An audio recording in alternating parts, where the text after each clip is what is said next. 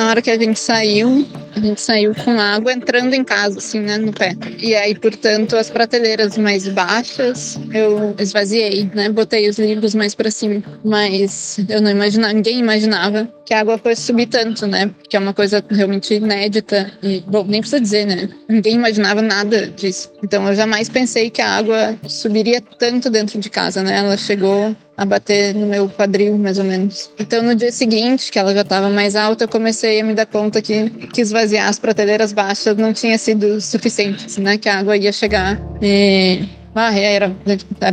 era muito ruim, assim. Eu ficava pensando, meu Deus, chegou nas minhas prateleiras de não ficção. Chegou nos romances. Eu organizo as minhas prateleiras por tipo, assim, né? Então, tem romance, conto, não ficção, poesia. E eu ficava pensando...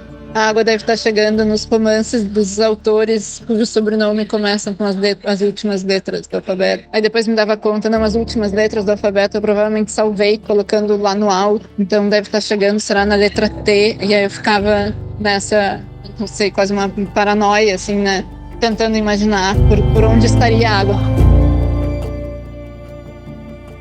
Eu sou a Stephanie Ceola e você tá no Pós-Fácil Podcast. Essa voz que você acabou de ouvir é da escritora Júlia Dantas. Ela conversou comigo enquanto estava no aeroporto embarcando para Flip, em Paraty, em outubro de 2024. A Júlia foi convidada para uma mesa com um nome muito simbólico: Não Existe Mais Lá. Ela falaria da palavra em meio à tragédia, de como a linguagem traduz a perda. Gaúcha, moradora de Porto Alegre, Júlia foi uma das mais de 600 mil pessoas que precisaram deixar suas casas em decorrência das enchentes que atingiram o Rio Grande do Sul nos meses de abril e maio desse ano. Entre tudo aquilo que Júlia precisou deixar para trás, estavam também seus livros. Muitos livros se perderam nessa enchente, não só na casa da Júlia, mas em bibliotecas, livrarias, sebos e editoras. O que fazer com isso tudo? Tem gente como a Júlia, com o bibliotecário Jean, com o professor César e outras tantas pessoas que tentam recuperar a literatura que ficou submersa. Nesse episódio, a gente vai falar sobre isso e sobre um trabalho minucioso que agora é feito em Santa Catarina para restaurar livros, partituras e documentos históricos atingidos pelas enchentes do Rio Grande do Sul. Eu sou a Carol Passos. E essa é uma história sobre crise climática, pessoas e a relação dela com os livros.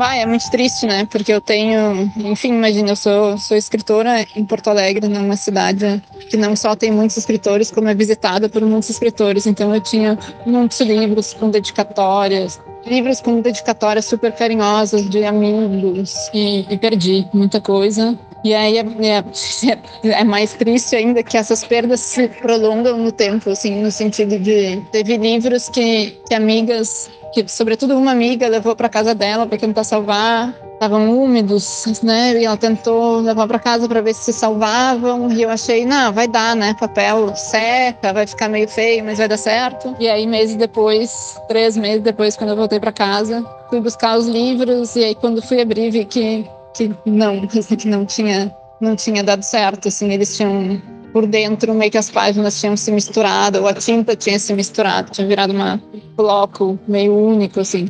Então, aí, 3 meses depois, descubro que eu tinha perdido ainda mais do que eu já sabia que tinha perdido, de fato. É triste, assim, né? Essa coisa das dedicatórias que eu perdi foi muito triste. Livros que eu usava direto para dar, livros esgotados, que eu não sei mais se algum dia eu vou conseguir ter, alguns eu até usava para dar aula, e agora, enfim, botei uns trechinhos, não sei, eu tinha algum dia copiado e se foram. Então foi duro, assim, né? No mês de junho de 2024, mais de 616 mil pessoas ainda estavam impossibilitadas de voltar para suas casas no Rio Grande do Sul. Entre elas, 37 mil estavam abrigadas temporariamente em um dos 857 abrigos provisórios abertos, e outras quase 580 mil estavam nas casas de parentes e amigos, como a Júlia Dantas, ou à beira de estradas. Até aquele mês, 172 pessoas tinham morrido. e outras 42 estavam desaparecidas. O balanço da Defesa Civil, na época, dava conta de que 77,8 mil pessoas haviam sido resgatadas e também 12.500 animais. Em um mês, mais de 2 milhões de pessoas foram afetadas direta ou indiretamente pelas enchentes no estado vizinho ao nosso. Falar sobre livros pode parecer algo menor nesse contexto. Claro que a prioridade deve ser salvar vidas, mas onde as histórias dessas vidas são registradas? A gente teve muitos amigos ajudando em casa a limpar as coisas, liberar o entulho. E aí tinha uma prateleira que estava especialmente muito ruim, assim. Os livros tinham todos inchados, eles tinham quebrado a estante, mas ao mesmo tempo eles tinham ficado presos ali. Então precisava meio que arrancar eles dali com força e botar tudo no lixo. E aí eu lembro que os meus amigos vinham, eu tava, não sei, eu tava limpando a sala, digamos, e eles estavam no meu escritório. E aí os meus amigos vinham e diziam, acho que você tem que ir lá no escritório, olhar uma coisa, decidir uma coisa. E eu, tá, já vou, né, o que foi? E aí dava um tempo e vinha mais alguém e dizia, você tem que dar uma passadinha ali no escritório e tal. E aí quando eu cheguei no escritório eu vi que era, não tinha que decidir uma coisa, né, eu tinha que, me despedir dos livros, né. Mas, desculpa, tô falando e me emocionando, assim, mas é que eu acho foi bonito ao mesmo tempo, sabe? Que os meus amigos tinham essa sensibilidade, assim, de saber que, isso aqui a gente não pode botar no lixo direto, assim. A gente tem que chamar ela pra olhar pra eles uma última vez, enfim, se despedir mesmo, né? Naqueles primeiros dias, Júlia, que também é tradutora e ajuda outros escritores a prepararem originais para a publicação, calculava ter perdido, em média, 20% da coleção de livros. É uma perda dolorosa para quem ama a literatura. Quando voltou para casa, pensava ter perdido metade. Hoje, meses depois, sabe que foi mais que isso. Alguns desses livros são fáceis de conseguir de volta. Ela pode comprar, ganhar, enfim. Mas aqueles especiais, presentes com dedicatórias e marcados de memória, para onde eles vão? Sem falar nos livros que não são mais reeditados. E tem ainda as obras raras que guardam histórias de lugares e gente que já se foi. Foi isso que o bibliotecário Jean dos Santos encontrou, encharcado, quando chegou para trabalhar em uma segunda-feira de manhã na biblioteca de Camaquã, que fica entre Porto Alegre e Pelotas, no sul do Rio Grande do Sul. Agora, em maio, o que aconteceu aqui em si na biblioteca? A biblioteca fica num lugar alto, o prédio é num lugar alto, né? Não tem como ser atingido por águas, assim, de enchente, mas as chuvas, o pessoal foi começar a dar noção, assim, lá no início de maio, né? Mas desde o final de abril, quando o pessoal começou a falar, já fazia uma semana que vinha chovendo sem parar aqui no estado. Uhum. Tá? Então, o que aconteceu aqui? É um prédio histórico, tá? É um prédio antigo, a construção dele é de 1904. O que aconteceu aqui? O nosso prédio está para ser restaurado, né? E sabe, como é um prédio histórico, precisa de liberações do IFAM, do IFAI, da Secretaria do Meio Ambiente. É toda uma burocracia que demora. Então, a gente já está há bastante tempo já com esse processo de restauração, né? Aí o que aconteceu? O nosso telhado, ele é daquelas telhas antigas, né? Por ser patrimônio histórico, a gente não pode modificar nada. Então, ou seja, vai restaurar, vai fazer o que tiver que ser feito, mas tem que manter a originalidade do prédio. O que acontece? Se tornou muito pesado, o nosso telhado ele não caiu, tá? Inclusive ele tá escorado, né? Foi feito escoras, precisou ser feita, né? Ele não caiu, mas ele cedeu. Né? E nessa cedida dele, ele fez aquelas barrigas, assim, sabe, né? Então, sabe, as telhas se desencontram, pela lateral também das algerosas e das calhas também começou a entrar água, né? Isso aconteceu numa sexta-feira, a gente já tinha saído para casa e tal, quando chegamos na segunda, aí, né? Um monte de livro tinha sido molhado, principalmente, assim, os livros que molharam são livros pegou mais a parte da história, né? Agora imagina dedicar parte da sua vida a cuidar de um acervo histórico em um prédio tão importante que foi tombado pelo Instituto do Patrimônio Histórico e Artístico Nacional, o IFAM, e pelo Instituto do Patrimônio Histórico e Artístico do Estado do Rio Grande do Sul, o IFAI. Lá onde funciona o museu e biblioteca, foi a parte mais prejudicada pelas águas. Agora se coloca no lugar do Jean. Imagina encontrar o seu local de trabalho, onde você dedica tantas horas, nessa situação. é triste, sabe? A gente chegar aqui e ver que tá tudo assim, sabe? E tu não ter o que fazer.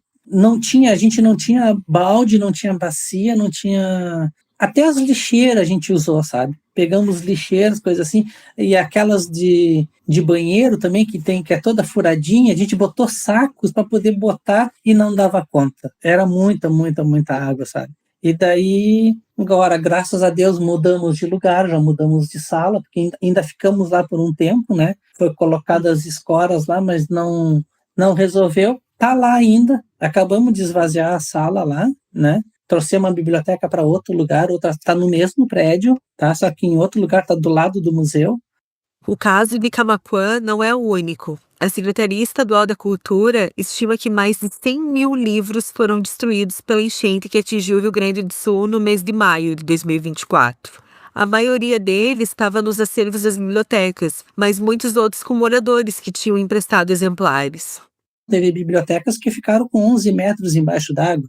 Em Canoas, por exemplo, ali na região metropolitana de Porto Alegre, tem o bairro Matias Velho ali, que é o maior bairro que tem da região lá, só ali tinha 2 bibliotecas públicas e as 2 perderam tudo, foram até o telhado em cima cheio d'água, né? Então eles perderam, além do acervo bibliográfico, perderam material, mobiliário, computadores, tudo, foi tudo perdido.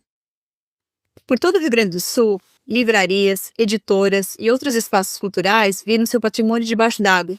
É impossível esquecer das imagens da Casa de Cultura Mário Quintana no centro de Porto Alegre.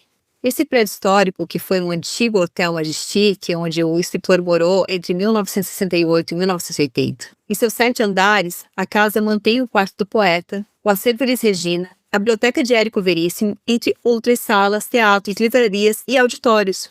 Em maio, a estrutura do piso térreo foi danificada por 1,5 metro de água que invadiu o espaço. Na Casa de Cultura que hospedou o poeta Mário Quintana e que leva o nome dele, o quarto do escritor ficou intacto. Mas no térreo, 3 salas de cinema, uma livraria e um café ficaram submersos. Já chamamos empresas especializadas, né? Porque nós queremos, logicamente, colocar o mais rápido possível a nossa Casa de Cultura, nossos museus em funcionamento. Estamos fazendo levantamentos. A reconstrução do Estado, ela passa pela cultura de uma forma muito presente. Mário Quintana escreveu sobre outra enchente histórica, a de 1941. Entrava-se de barco pelo corredor da velha casa de cômodos onde eu morava. Tínhamos, assim, um rio só para nós. As inundações afetaram pelo menos 25 editoras gaúchas e 50 mil livros foram perdidos. Olha o estado que ficou o depósito desta livraria, que faz 50 anos em agosto. Só aqui foram 10 mil obras inutilizadas. Em outra livraria, a perda quase total. Ela guardava os exemplares de um dos mais conhecidos títulos sobre a enchente histórica de 1941 e todos foram alagados. Nossa editora ela não tem um patrimônio material, o patrimônio nosso são os livros se perderam. Então nós vamos refazer os livros, vamos ir atrás dessas linhas de financiamento que estão aparecendo, né? E estamos muito motivados, né, com esse desafio, né?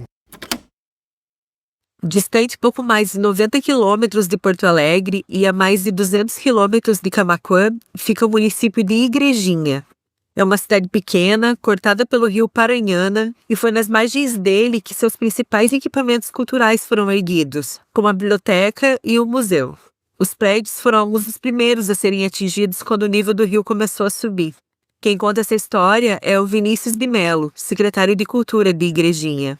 Na cidade de Igrejinha foi algo assim catastrófico, foi algo fora do normal. No dia 2 de maio de 2024 foi a maior catástrofe climática já ocorrida no município. O nosso município aqui, para ter uma noção, ele é uma cidade com 32 mil habitantes, sendo que dela 80% da cidade foi afetada com a enchente. Nós moramos num vale aqui que é um pouco abaixo de Gramado, da Serra Gaúcha, onde que a água passou e devastou a cidade, né? E os nossos locais culturais da cidade, eles estão a vizinhos do rio, eles são ao lado do cerca de 20 metros do rio. E como a gente já sofre várias enchentes, outras de menor gravidade, né? A gente já estava com alguns planos de contingência, de levantar livros, de levantar itens e tudo mais. E quando a gente soube, né, da gravidade, da quantidade de chuva que viriam, a gente foi nos locais, levantamos o que deu para levantar, né? Mas o rio subiu como nunca. Foram 9 metros acima do nível normal. Dentro da biblioteca do museu, a água chegou a quase 2 metros. Mas isso só se soube depois. A prioridade era salvar as pessoas. Só depois disso, com a ajuda de voluntários, é que os espaços culturais foram observados. E ninguém podia imaginar o que viria. Quando a gente chegou nos nossos espaços aí culturais, que a gente teve que reaver os espaços físicos, né, a gente viu a grandeza do estrago. Né? Não tinha uma noção até abrir as portas. A gente perdeu da nossa biblioteca, para ter uma noção, 14 mil obras literárias. Né? A gente conseguiu salvar 6 mil, porque foi o serviço que a gente fez de levantar nas prateleiras para o último degrau. Se a gente não tivesse feito esse trabalho, nós teríamos perdido tudo. Esses itens que a gente enviou... É nesse ponto que a história do Vinícius se cruza com a história do Jean, o bibliotecário de Camaquã. Esse dia em que o Vinícius abriu as portas do espaço cultural na beira do rio não foi muito diferente daquela segunda-feira em que o Jean chegou para trabalhar e descobriu que a história da cidade estava encharcada. Se rapidamente nós vimos um movimento muito bonito de todo o país se unindo para ajudar as famílias atingidas pelas enchentes no Rio Grande do Sul, com comida, água, roupa. Paralelo a isso, em grupos do WhatsApp, bibliotecários, agentes culturais, gente que tem nos livros seu principal instrumento de trabalho e sua maior paixão, também se articulava para salvar o que ficou. E nesse momento, um personagem inesperado apareceu nessa história. O professor César Karpinski, da Universidade Federal de Santa Catarina. O movimento de César fez com que Jean e Vinícius, que não se conheciam, passassem a trabalhar juntos para salvar obras raras das bibliotecas das duas cidades. Eu fiquei muito sensibilizado, porque, tudo bem, a questão humanitária ali era a que mais pesava, né? E acredito que foi todo o empenho, o esforço da sociedade com relação a isso, a questão da vida, né? Das propriedades. Mas eu já comecei, assim, a ficar pensando, gente, que os acervos, né? Tudo embaixo d'água. E nós sabemos, assim, nós já tínhamos consciência, quem trabalha com patrimônio documental no Brasil já tinha consciência que essa seria a maior catástrofe em termos de acervos, né, com sinistro. Uhum. E aí, menina, eu fiquei assim, meu Deus, a gente tem que fazer alguma coisa, porque eu me coloquei no lugar deles, né, no lugar de quem trabalha ali naqueles acervos, porque eles estavam sem casa, sem luz. Então, assim, a última coisa que eles poderiam pensar é como tratar os documentos naquele momento, né? Mas a gente sabia que poucos dias depois eles iam se deparar com essa realidade. E aí foi uma coisa assim tão interessante, sabe, Stefan, que com 2 ligações nós começamos a articular uma rede de apoio, especialistas do Brasil inteiro. Então, um que conhecia o outro. Eu sei que eu comecei a formar a rede às 2 horas da tarde. Às 8 da noite, nós fizemos a primeira reunião. E aí, eu não tinha contato com o pessoal lá, né? Nós não conhecíamos ninguém. E aí eu mandei mensagem pelo Instagram: olha, nós queremos ajudar, nós queremos uma colaboradora à disposição. Antes de continuar, a gente precisa te apresentar o professor César. Ele é bacharel em filosofia, mestre e doutor em história, e na Universidade Federal de Santa Catarina, a UFSC, ele é professor do Departamento de Ciência da Informação, onde ministra as disciplinas de Fontes Gerais de Informação, Normalização da Documentação de Arquivo e Introdução à Diplomática. Antes da carreira docente, o César foi técnico administrativo e atuou em serviços técnicos de bibliotecas e centros de documentação. Daí vem a preocupação dele com gente como o Jean, que chegaria no trabalho, veria os acervos naquele estado e não saberia o que fazer. Como coordenador do Laboratório de Conservação e Restauração da UFSC, César sabia que tinha que ajudar. Só tem um detalhe. Até então, a experiência dele era trabalhando em conservação preventiva. Ou seja, prevenir que as obras se desgastassem com a ação do tempo, umidade, mofo, essas coisas. Restaurar livro naquele estado, deixado pelas enchentes, era uma experiência nova. Mas pelo conhecimento que ele tem, César sabia o que tinha que ser feito. Às 8 horas da noite, a gente estava numa sala de meeting com os maiores especialistas, né, de conservação e restauração da parte de gestão de risco, brigadistas, né, pessoal, vários especialistas do Corpo de Bombeiros de São Paulo, de Minas Gerais, que trabalharam, né, em vários casos, assim, desastres. E a primeira pergunta deles foi, mas nós vamos conseguir salvar tudo isso? Tem acervo que já está mais de 5 dias embaixo d'água e ainda ficaram mais 15 dias depois dessa conversa. E aí nós dizemos que sim, era possível, desde que houvesse uma gestão de resgate que prevenisse, né, primeiro a vida das pessoas, né, que iam entrar, e depois algumas ações que seriam necessárias fazer. A primeira preocupação do professor César e do grupo que entrou nessa missão com ele era que as pessoas que fossem entrar nas bibliotecas para resgatar os acervos estivessem seguras. Isso incluía o uso de equipamentos de proteção e também que os locais estivessem liberados. Bibliotecas abertas, equipamentos em mãos, era hora de mexer nos livros e ver o que poderia ser salvo. Para orientar esse processo de manuseio, a equipe do Labicon decidiu fazer lives no YouTube orientando os bibliotecários do Rio Grande do Sul. Assim começou a primeira live, transmitida em 15 de maio. Boa noite a todos.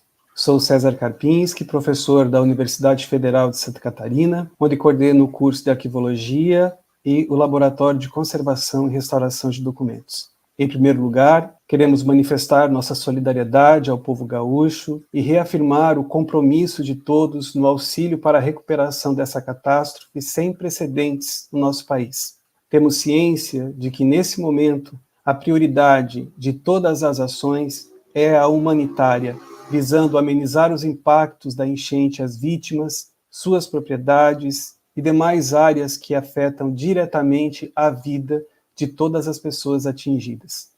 É certo que todos os brasileiros estão sensibilizados e se movimentando para auxiliar dentro de suas possibilidades com doações de mantimentos e recursos financeiros, para que se chegue aos nossos irmãos do Rio Grande do Sul o acolhimento nacional à sua dor. Nesse sentido, pensando também nos acervos que fazem parte do patrimônio cultural rio-grandense, foi formada e está em desenvolvimento a rede de apoio para a recuperação de acervos do Rio Grande do Sul. Profissionais de várias áreas do conhecimento estão reunidos no intuito de apoiar os colegas do Rio Grande do Sul a amenizar as perdas de patrimônio e o risco à saúde das equipes de resgate de bens culturais. Sabemos que centenas de voluntários estão se cadastrando para auxiliar no resgate dos acervos neste momento crítico. Por isso, organizamos 3 lives, onde pessoas com muita experiência e competência profissional nos apontarão os primeiros caminhos para resgate e recuperação dos acervos atingidos pelas enchentes.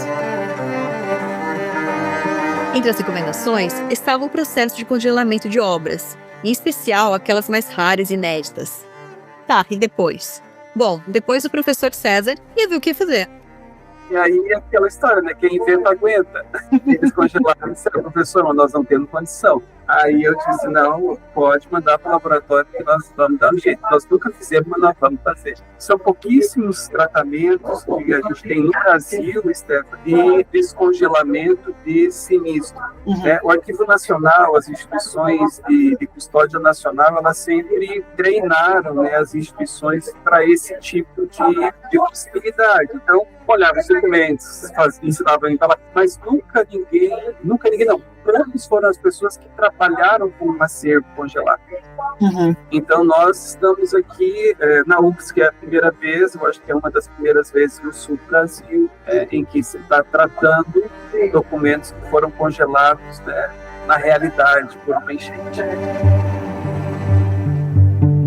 Importante fazer uma pausa agora para explicar um pouco sobre como acontece o trabalho no laboratório de restauração.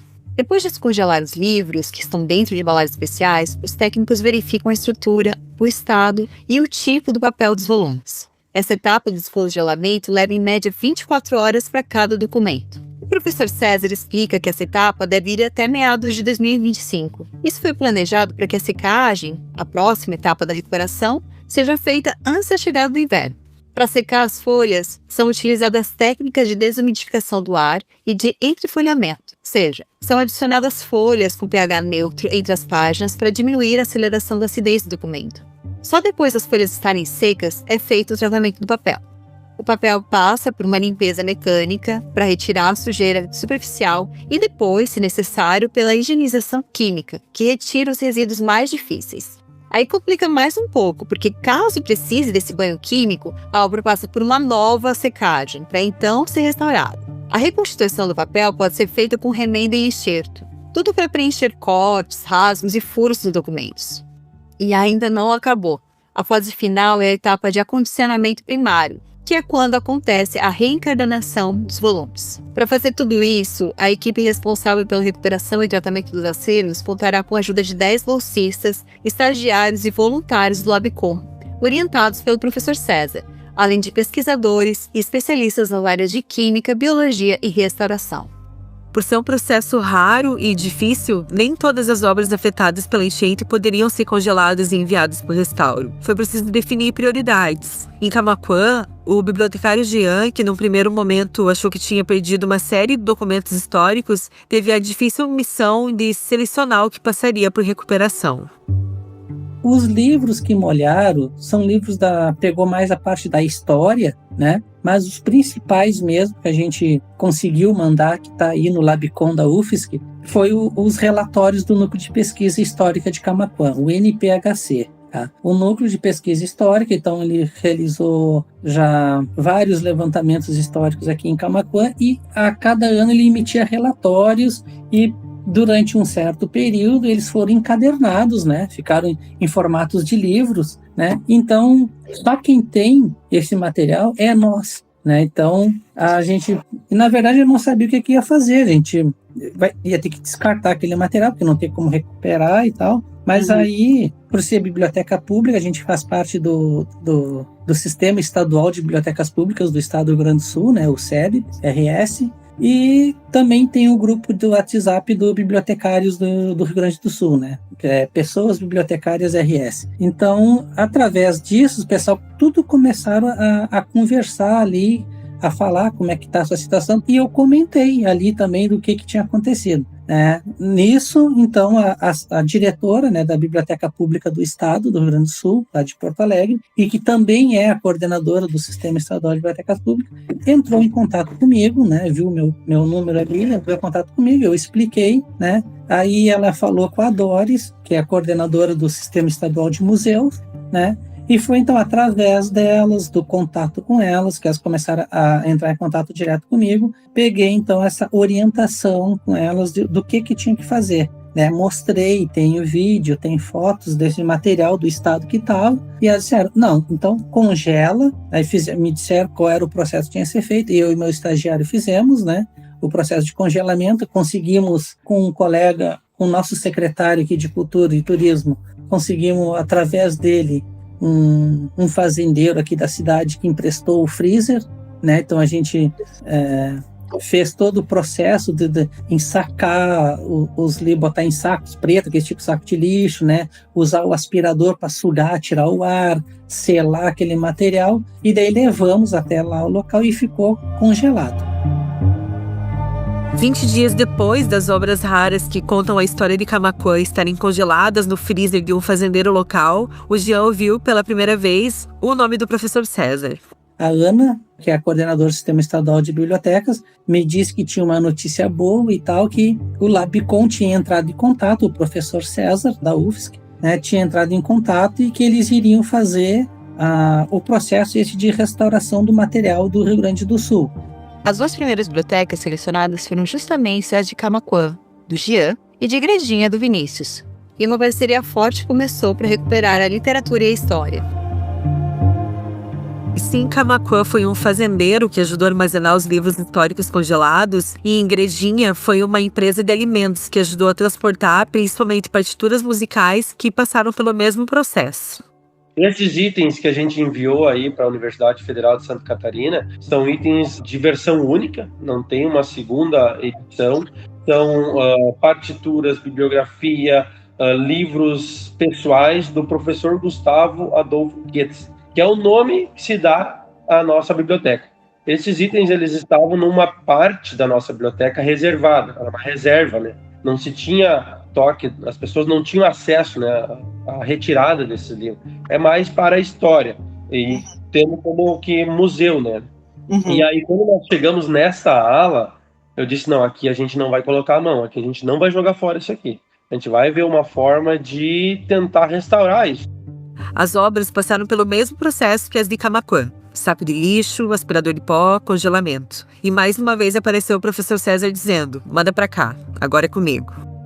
Aí fomos em diálogo com as empresas aqui, conseguimos uma van, né? E quando a gente conseguiu uma van, Camaquã também entrou em contato conosco, né? Pra gente poder encaminhar no mesmo transporte. Camaquã é um pouco mais abaixo, aqui perto de Pelotas. Nós aqui um pouco mais na área da Serra, mais perto de Florianópolis, né?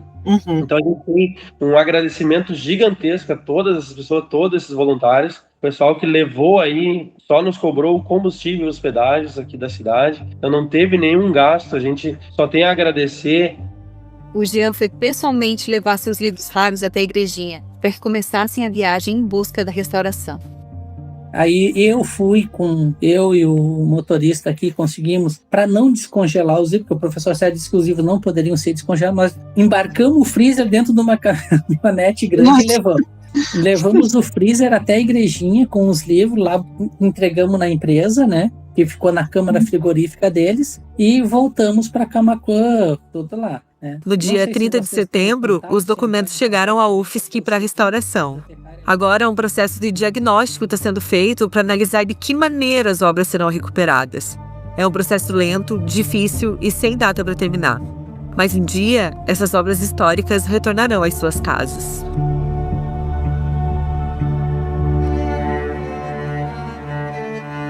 Infelizmente, a gente sabe que essa não é a última emergência climática que iremos enfrentar. Pelo contrário, esses eventos graves estão cada vez mais frequentes.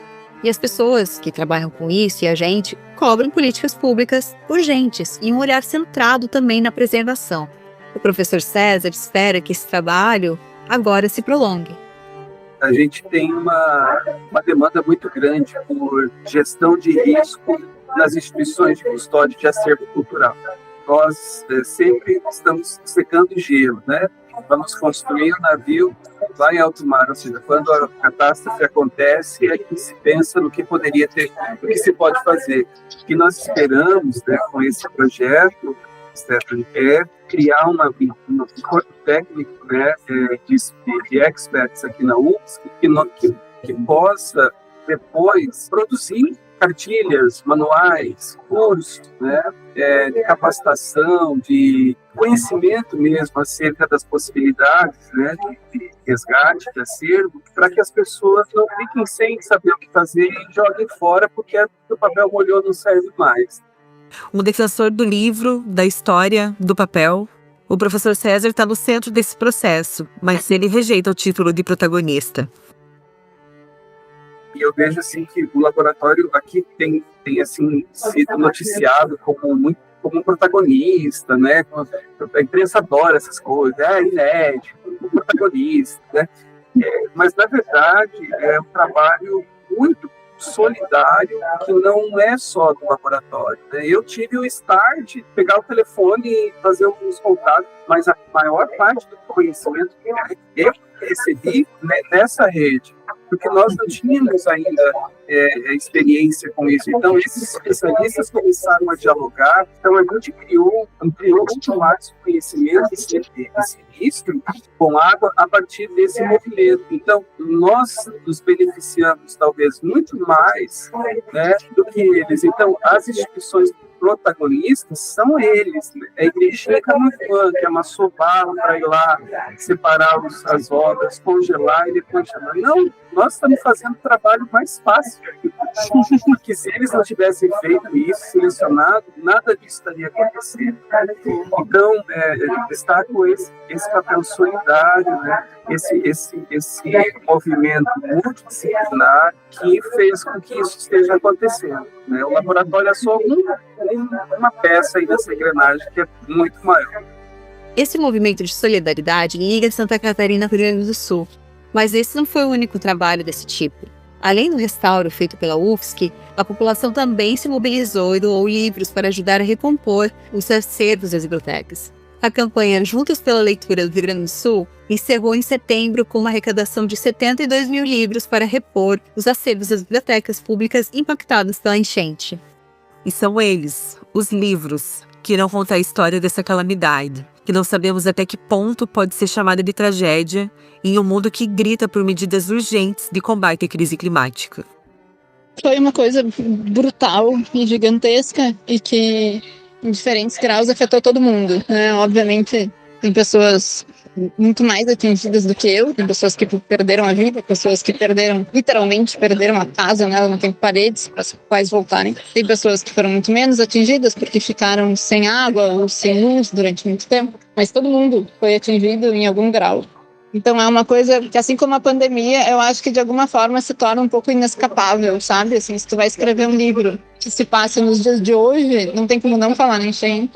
E um livro, digamos, que vai ser escrito ano que vem, e se passe no ano que vem, provavelmente ainda vai falar na enchente, porque a cidade não voltou normal, né?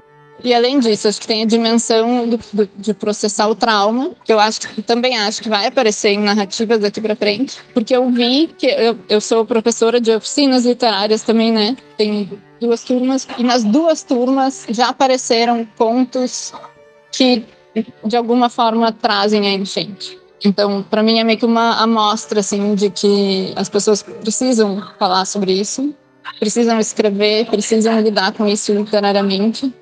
Pode ser que haja um momento de exaustão, mas ao mesmo tempo acho que em algum momento vai se chegar num ponto de equilíbrio, não sei, né? Em que esse vai deixar de ser o único assunto do Rio Grande do Sul, mas ele vai continuar voltando, eu acho.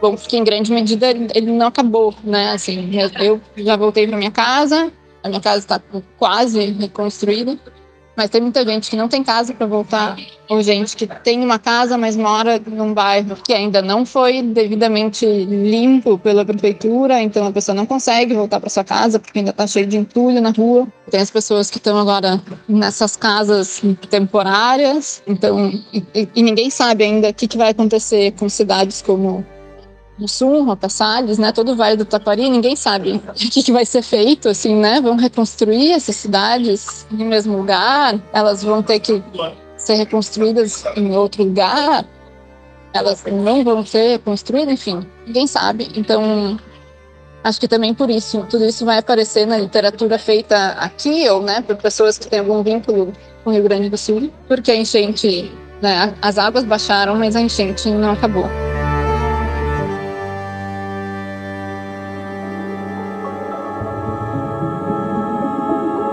Esse episódio especial do Pós-Fácil termina aqui, mas sabemos que essa história é longa. Dedicamos o episódio a todas as vítimas da enchente de 2024 no Rio Grande do Sul e todas as pessoas que trabalharam para salvar vidas e recuperar parte da história atingida pela enchente.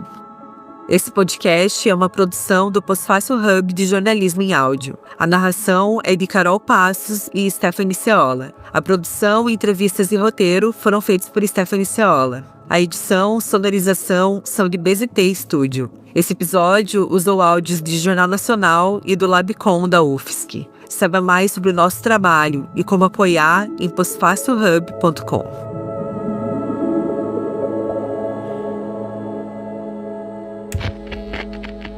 Esse podcast foi editado pela BZT e produzido por Pós-Fácil.